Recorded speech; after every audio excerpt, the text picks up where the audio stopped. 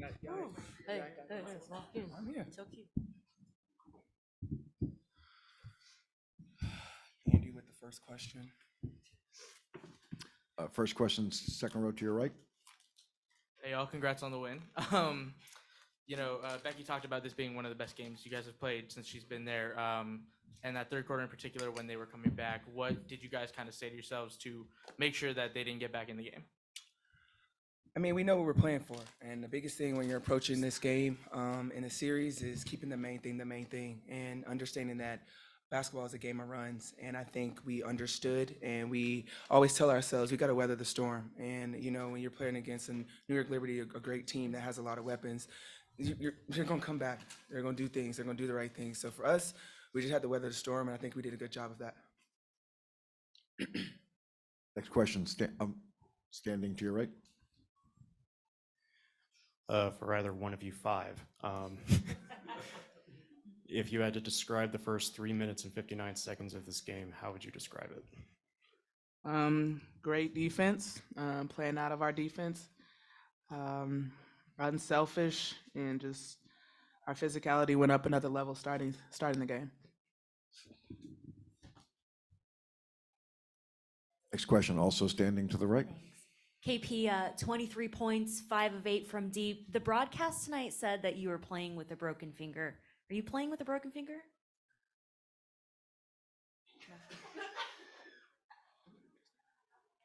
No.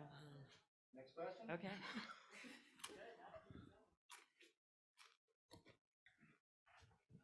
Next question, second row to your left. Yeah, Jackie, could you just talk about your performance so far in the finals and throughout these playoffs? It seems like you've taken your game to an even higher level. I think just coming out with an aggressive mentality, taking them what the defense gives me. But I mean, at the end of the day, we're playing out of our defense, and that's how I'm getting open looks.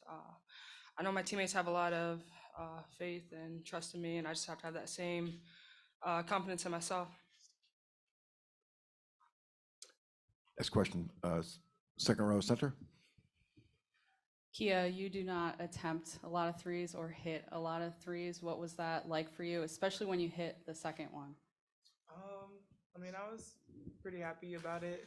I know my teammates have confidence in me, and they tell me to shoot it often. I just don't. So today, I guess I just shot it. Next question, first row to your left. For any of you, you all are the first team in league history to shoot 50% from the field and 40% on threes in back-to-back finals games. What do you feel like has been working so well offensively this series, and does it kind of strike you as just do you feel the amazingness of that feat? For us, it's an emphasis to play with each other, make each other better. So moving the ball, and then getting them in rotations, and we trust all of us to make the right read, and when whoever it is gonna knock it down. We have a lot of faith in each other like that. So I think it's just a testament of playing team ball. Next question, second row center. All around the league, you see teams wearing down over the course of the season, bringing in hardship players, and you guys have 6 basically, and look as good as you have all year right now.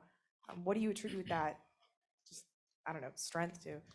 The league didn't let us get a hardship player, so we've been dealt the cards we've dealt.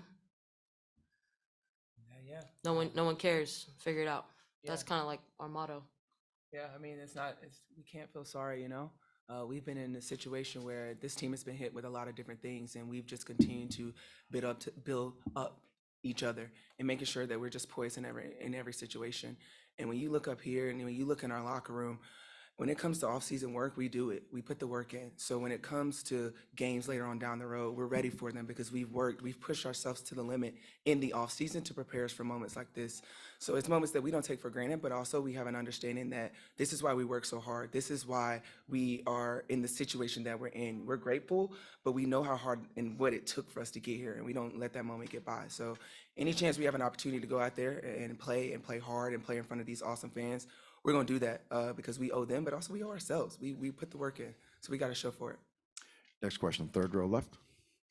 Yeah, if I could, question for Chelsea first and then Asia. Chelsea, I noticed Tisha Penichero tonight on Twitter said she thought you were the best passer in WNBA history, and I know you kind of grew up a Tisha fan and a Monarchs fan. Kind of what does that mean to you? And then I just have a quick follow up for Asia.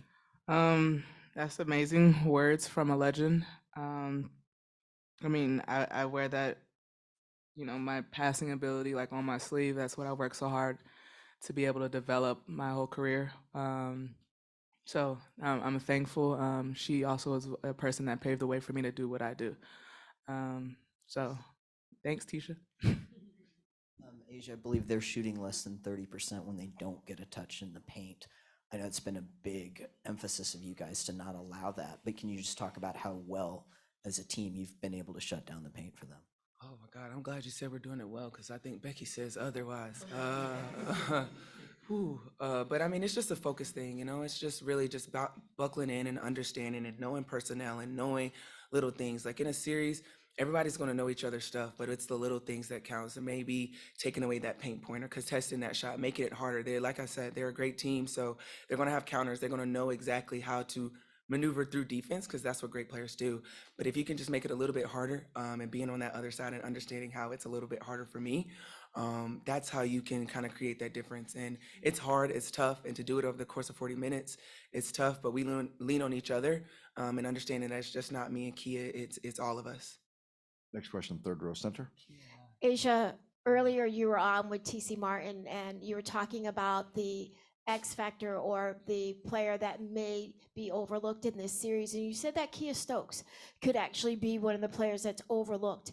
And especially since she can shoot it from three and they leave her open. With the game that she had tonight, how much do you feel that the league or the Liberty is maybe overlooking her a little bit?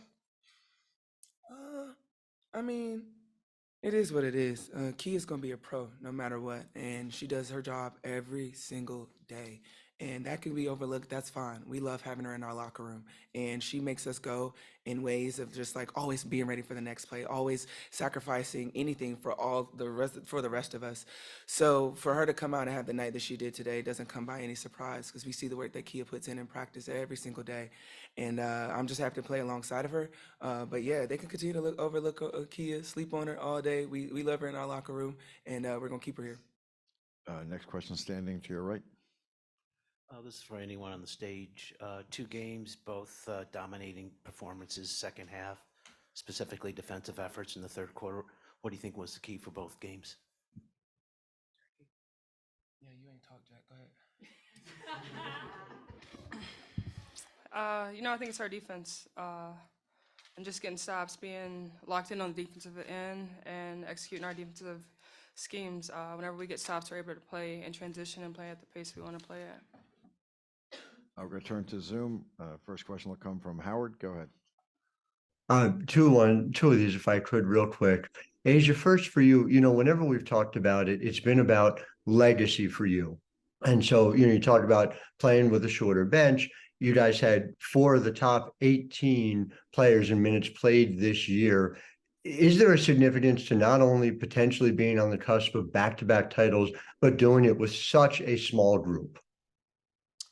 It's a blessing, and we're a group that has been together for a little while, and we've been through the highs, the lows, the roller coasters that this game brings to us. And I think it's just a beautiful thing to watch it unfold and flourish. We've been in those locker rooms where I know these 4 had my back when I was crying, and I would go to war for these girls. And so at the end of the day, to see us where we are now and to understand where we've came from, never losing sight of that, that's what's building us to have this championship culture and identity that we're trying to build here. And when you're thinking about legacy, you don't get that if you don't get wins and you don't get championships. So I wouldn't want to try to go after another one without my whole locker room that we have here, because we've been through a lot, and we always have each other's back. So I got to credit them 100%. Of short group, big group, it does not matter. We come in every single day ready to work. And just related to that from Kiah, you've been on some really good teams. You've obviously been on, this level of team now for the last couple of years. Just take me through, as a student of the game, what you see, what separates them even from some of the best teams that we've seen in recent years in this league. I think the biggest thing I've seen on any championship team I've been on is just the work ethic. Going off what Asia was saying, I see, you know, KP, Jackie, Chelsea, Asia, our whole team is always in the gym trying to get better, trying to do things they're not good at or trying to get better. And I think as Asia being, you know, the head of the snake of our team, she sets a tone, and I think the rest of us kind of elevate to her level in terms of, you know, putting in the work, because having a leader that not only does what she does on the court, but pushes everyone else, I mean, you expect greatness from her, and she expects it from us, and we just try to, you know, live up to her level. Thank you, guys. Okay, our last question will come from Jeff. Jeff, go ahead. Yeah, for Asia, in what ways has your finals experience last year and even in 2020 kind of helped you in this series against New York? Just the mental approach. I think my first finals, I was like, oh my God, I'm here. Wow, yay. And then I got swept. And then it knocked me on my ass. And then the second time I made it, I was like, okay, I'm not just having this feel of like, I'm just happy to be here. Like, yes, I'm grateful to be here. A lot of people wish they could be here, so I'm not gonna take that for granted.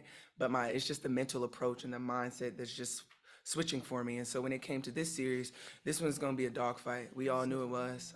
So for me to come in and just kind of relay everything.